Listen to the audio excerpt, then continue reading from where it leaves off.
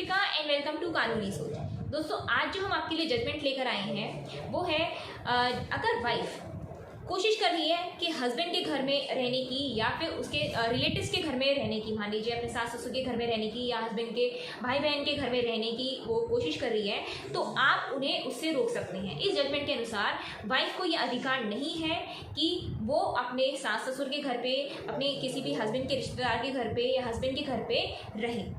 दोस्तों, इससे पहले मैंने कुछ दिन पहले मैंने वीडियो बनाया था कि वाइफ को ये अधिकार है, सुप्रीम कोर्ट का एक जजमेंट था, वाइफ को ये अधिकार है कि वो अपने हस्बैंड के जो है रिलेटिव्स के घर पे भी रह सकती है, हस्बैंड के घर पे भी रह सकती है। अगर उसने कुछ दिन स्टे करा है उस घर में, चाहे हस्बैंड का उस घर पे शेयर हो या ना हो, साझा हो या ना हो, लेकिन वाइफ जो है वो हस्बैंड के रिलेटिव्स के घर पे रह सकती है। तो अगर आपका कोई भी केस चल रहा है और वाइफ ने वो वाला जजमेंट, सुप्रीम कोर्ट का जजमेंट लगा रखा है, तो उसकी काट में उसका सॉल्यूशन है आपका ये वाला जजमेंट जो मैं इस वीडियो में आज आपको बताऊंगी।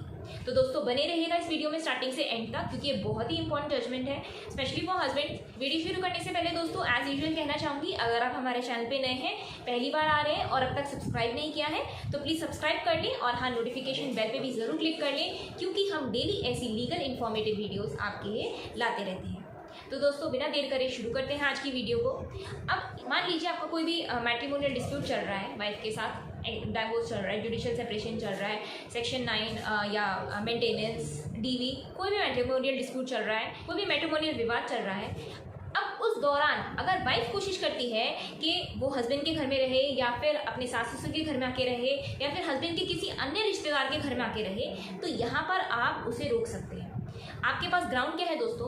क्योंकि दोनों हस्बैंड वाइफ के बीच में डिस्प्यूट चल रहा है, विवाद चल रहा है, तो ऐसे में अगर वाइफ आपके घर में आके रहेगी तो हो सकता है वो सबूत इकट्ठे करे, एविडेंसेस कलेक्ट करे, उन्हें मिसयूज़ करे, हो सकता है वो कोई क्राइम कर दे, आपको नुकसान पहुंचा दे, आपको कहीं पे किसी चीज़ में फंसा दे, आपको कुछ मुश्किल में डाल दे या आपको कुछ भी किसी भी तरह से हार्म कर दे। तो ये ग्राउंड है आपके पास। ये चीज़ अब आपको लीगली पुटअप करनी है, मतलब कि लीगली कोर्ट के सामने रखनी है। आप ये कैसे करेंगे? आप अपने मैट्रिमोनियल डिस्प्यूट में अगर आपकी वाइफ ऐसा ट्राई कर रही है तो आप 107(16) के अंडर एक एप्लीकेशन पुटअप करेंगे और ये सारी चीज़ें, अपने सारे पॉइंट्स लीगली आप लीगल फॉर्मेट में कोर्ट के सामने पेश करेंगे। आपका जो लॉयर है उनकी प्रेजेंटेशन काफ़ी अच्छी होनी चाहिए, मतलब कि वो कोर्ट को कन्विंस कर पाएँ, इतनी उनमें इंट्रिंसिक स्किल होनी चाहिए कि वो कोर्ट के सामने ये सब प्रूफ कर पाए कि अगर वाइफ जो है वो हस्बैंड के घर में रहेगी या सास ससुर के घर में रहेगी या और किसी रिलेटिव के घर में रहेगी, तो वो ये सब चीज़ें, ये सब कार्य कारित कर सकती है। इससे जो है हस्बैंड को या उसके परिवार वालों को खतरा है। यहाँ पे दोस्तों जनरली कोर्ट कन्विंस हो जाती है मोस्टली, तो बहुत ज़्यादा चांसेस हैं कि वो आपके ही फेवर में फैसला सुनाएगी। यहाँ पे दोस्तों आप इस जजमेंट, जो कलकत्ता हाईकोर्ट का जजमेंट है, इसकी कॉपी लगा सकते हैं। इस जजमेंट में पार्टीज थी सुभाष चंद्र दास चौधरी वर्सेस संध्या चौधरी।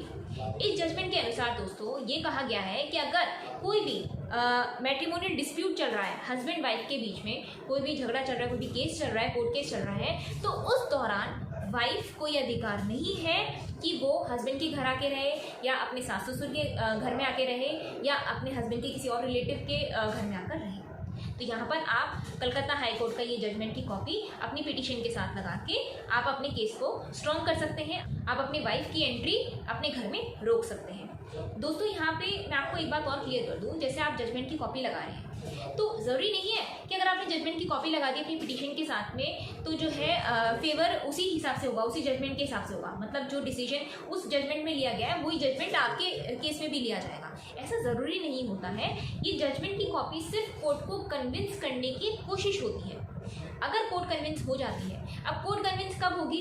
जब कोर्ट ये देखेगी कि जिस जजमेंट की कॉपी आप लगा रहे हैं उनकी परिस्थिति, उनकी कंडीशंस और आपकी कंडीशंस, आपकी केस की जो परिस्थितियां हैं वो एक जैसी है या नहीं है। अब दोस्तों मान लीजिए आपका वाइफ के साथ जो भी आपका कोर्ट केस चल रहा है, वाइफ ने सुप्रीम कोर्ट का जजमेंट लगाया और आपने हाई कोर्ट का जजमेंट लगाया, तो कई बार हस्बैंड के मन में आएगा कि भाई मैं तो हाई कोर्ट का जजमेंट लगा रखा, उसने सुप्रीम कोर्ट का लगा रखा है, तो डेफिनेटली वही जीतेगी। ऐसा ज़रूरी नहीं है। ये कोर्ट के ऊपर है। कोर्ट जब एनालाइज करेगी दोनों की कंडीशंस को, आपके केस की कंडीशंस को देखेगी वो कि आपकी ये जो केस की कंडीशंस हैं ये किससे मैच करती हैं, जो सुप्रीम कोर्ट का केस था उससे मैच करती हैं या जो हाई कोर्ट का जो जजमेंट था उससे मैच करती हैं। तो जिससे भी मैच करेंगी वो उसी के फेवर में उसी के हिसाब से फैसला सुनाएंगी। अगर मान लीजिए दोनों में से कोई भी मैच नहीं करता है फिर वो उसी हिसाब से अपने अकॉर्डिंग जजमेंट देगी। तो इन शॉर्ट आपको घबराने की ज़रूरत नहीं है। जो पहले सुप्रीम कोर्ट का जजमेंट आया है कि भाई वाइफ का जो है अधिकार होगा ऐसे रिलेटिव्स के घर पे भी, तो इसमें आपके पास इसकी काट भी है, इसका जवाब भी है। तो दोस्तों अगर ये जजमेंट आपके काम का है तो मैं इसका लिंक डिस्क्रिप्शन बॉक्स में दे दूंगी, आप वहाँ से उसकी कॉपी निकाल के अपने केस में लगा सकते हैं। अगर ये वीडियो आपको अच्छी लगी हो तो इसे लाइक और शेयर कर दीजिए। मिलेंगे अगली वीडियो में किसी और नए लीगल टॉपिक के साथ, तब तक के लिए bye bye, take care and thank you.